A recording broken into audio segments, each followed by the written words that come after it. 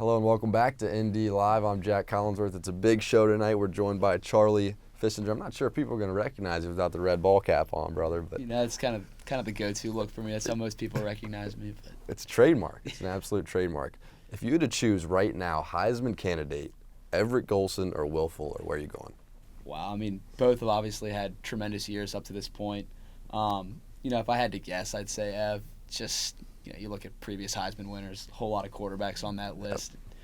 That's kind of the way the award is leaned towards, I guess you could say. So I'd pick Ev, but that's not to knock on anything Will's done, obviously. And obviously the team's been off to a tremendous start and hoping to keep it going. All right, well, let's look at Ev's campaign. Let's go to the highlights. All right, here we go. One of my favorites. Everett drops back, catches Rice in the blitz, and makes a big-time play. Unbelievable play by Everett. You see it right before he lets the ball go, he takes an absolute shot on this play.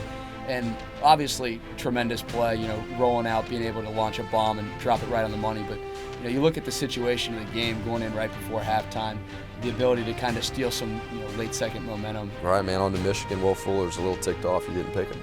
And he says, take some of this. That's another great play by Will. We showed earlier him having the speed to get behind the defense, but that's a tremendous play, going up and getting the ball. And really, it's something that all of our receivers really excel at doing. There's a mentality amongst our receiver group that the ball's in the air, it's theirs and no one else's, and all of them are great at going up, high pointing the ball, and making a heck of a catch. Yep, safety couldn't get there. Will Fuller, touchdown, making a little campaign of his own. All right, we're on to Purdue, brother, and it's Will Fuller. Will Fuller, once again, one of our mantras as a team is go ahead and try to start fast. And you get down in the red zone, sometimes the field gets a lot tighter, a lot more condensed, obviously. Windows to throw the ball get a little bit tighter, so Ev throws an absolutely perfect ball there. Will makes a tremendous catch. Same game, Shamrock series continues, makes a guy miss, little wiggle, gives it to Greg Bryant, big third down conversion. Yeah, it just goes back to Ev being Ev. So, nothing's there, finds a way to get outside the pocket, always keeping his eyes downfield. Greg just kind of leaks out there, and next thing you know, we're converting on third down. Obviously, always big to convert on third down, keep the drive alive. Finishing off the same drive, Corey Robinson, rebound style, baby. Corner sloughs, right there, boom, that's all it took. Yeah, he doesn't need a whole lot of space to operate. And you talk about a Heisman moment. If there's one thing that's going to define the first half of Everett's season, here it is. I think that's the great thing about our team in general. Backs against the wall, to use the cliche, don't stop believing. The team never stops believing. There was never any doubt. We always kind of had that in the back of our mind. We're going to go down, we're going to score 7 points, and we're going to win this football game. And obviously, a special moment to say the least. All right, there he is, your pick for Heisman. Everett Golson putting on a little show back in the studio now with Charlie Fiessinger with a little special interview. All right, so Charlie, I got to ask you, man, you ever get any in-game action? I did 2 years ago against Wake Forest. It was senior day, even though I was a sophomore at the time. We were putting a whooping on Wake Forest, so to speak, and worked out that we had a turnover on downs on defense, about 40 seconds left on the clock, and Coach Kelly looked at me and said, "Go grab your helmet." And all of a sudden, it's pretty real. You got to run around looking for my helmet and whatnot. But it was an awesome experience, something I'll certainly never forget. So what did you guys run? Red 7 hot, right? No, we ran the old QB take a kneel.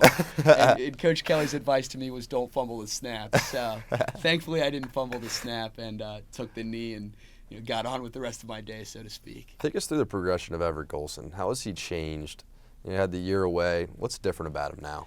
I think one thing that's been true with Everett since day one is Ev stays the course. Ev is not a guy that gets very high. Ev is definitely not a guy that gets very low. You see Everett come off after he throws a pick six against North Carolina. You see Ev come off after he throws a touchdown against North Carolina. It's a very similar mentality. It's a very similar, okay, that's over. What are we going to do next? And I really think that at the end of the day, Ev can attribute his success to obviously the people around him.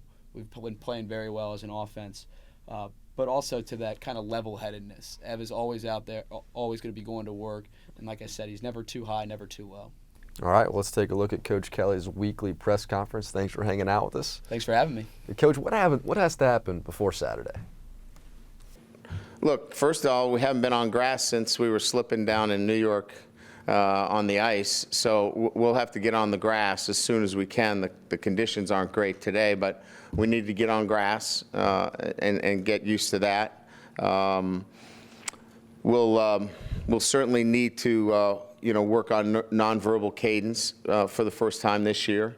And so those are things that need to be addressed and worked on. There's no question about that.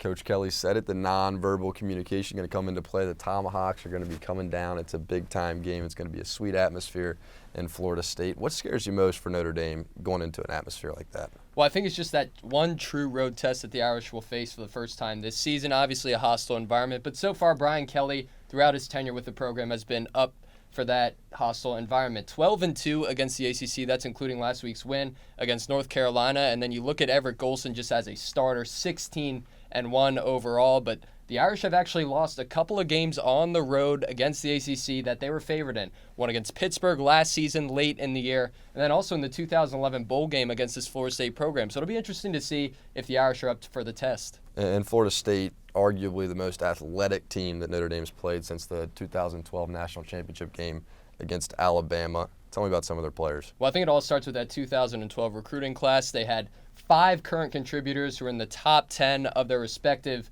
position rankings according to ESPN.com. It starts with Jameis Winston, the number 1 quarterback in that recruiting class. Then you go to Mario Edwards, who has a couple of sacks this season, number 1 defensive end. Ronald Darby, a top 3 cornerback in that class. So those 5 players were really the marquee players that Florida State was able to get as a program and build a foundation for success. But Notre Dame, not bad either. How about some of their guys? Not bad either at all, Jack. And you look at the last 2 recruiting classes, I thought, for this Notre Dame team, the 2013 top 10 class in the country, according to ESPN.com, and then this past year's recruiting class. Those 2 classes have really made up a lot of the Irish's production. In fact, at least 15 players will be playing from those last 2 recruiting classes. It's huge. When you look at the marquee guys, you got the number 2 outside linebacker, Jalen Smith, the number 2 running back in the country, and Greg Bryan a couple of years ago. And then you look all the way down to a guy named Will Fuller, who was actually just a 3-star recruit according to ESPN.com. He has really shown up this season and putting up unbelievable numbers. So who would have thought how well he has been playing this year? Whoever's dishing out those stars deserves to be fired.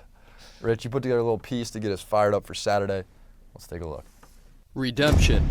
Washing away the bitter taste of defeat, emerging from the ashes and shining brightly in the sun. Nobody will forget the last time the Irish were undefeated and facing the ranks of the elite. 42-14. The BCS National Championship in Miami against the Crimson Tide was a nightmare. It has taken time, but the Irish have awoken, renewed and improved, ready to test their luck against the unbeaten. In Tallahassee against Florida State, the Irish will discover their true selves on the road while facing a Heisman quarterback and the defending national champions with over 20 consecutive victories.